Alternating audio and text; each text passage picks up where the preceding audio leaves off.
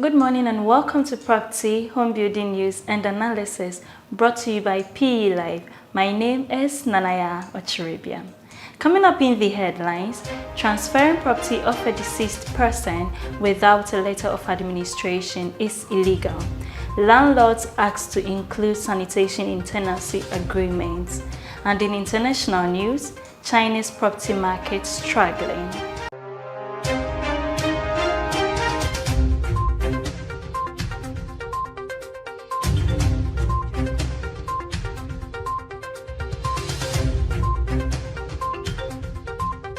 Now the news in details. Transferring property of a deceased person without a letter of administration is illegal. The Commission on Human Rights and Administrative Justice, CHRAJ, has stated that transferring of property of a deceased without letter of administration, LA, could land the perpetrator a 5-year jail term. Ms. Isabella Eyam, an investigator with Tema Regional Office of CHRAJ, explained that LA was the legal authority given by the court to a person or persons to administer the estate of a deceased person who died without a valid will. She explained that under the laws of Ghana, it was an offense to deal with or administer an estate of a deceased without first securing the needed authority from the court. Ms. Ayam said the time it takes to get probate or letters of administration varied according to these circumstances, adding that it may only take 3 to 5 weeks if there were no complications, inheritance tax was not payable, the estate was straightforward, and all forms properly filled.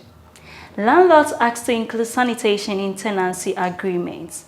The Adentan Municipal Assembly in the Greater Accra region has called on homeowners to include sanitation regulations in their tenancy agreements.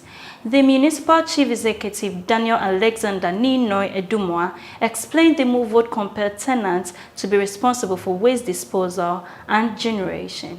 The exercise, which took place in parts of the municipality, saw officials of the Assembly, the National Disaster Management Organization, traders and residents, the silting chalk gutters, weeding bushes surrounding, and the various lorry stations and markets. Mr. Dumwa said the time has come for the citizenry to take charge of their frontage to help sustain a clean and hygienic environment. This is because those who came from work saw the level of work that had been done and would not wait for anyone to direct them on what to do. The MCE said any property owner who refuses to clean these surroundings would be dealt with by the law. He said it behooves the property owner and the tenants to comply with the sanitation bylaws or have themselves to be blamed. Ghana Shippers Authority owed 3.6 million Ghana cedis in rent revenue. Tenants of the Ghana Shippers Authority's facilities who failed to honor their rent obligations have contributed to revenue losses of over 3.6 million Ghana cedis. This was contained in the Auditor General's report on the public accounts, public boards for 2020. The report also indicated that the tenants had breached their lease agreement, which stipulated that they paid their rent in advance.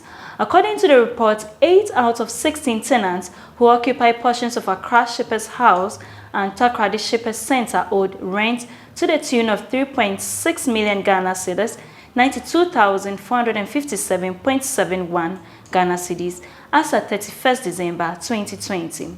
This amount ranged from 4 to 48 months and has denied the authority rent revenue of the said figure if not recovered.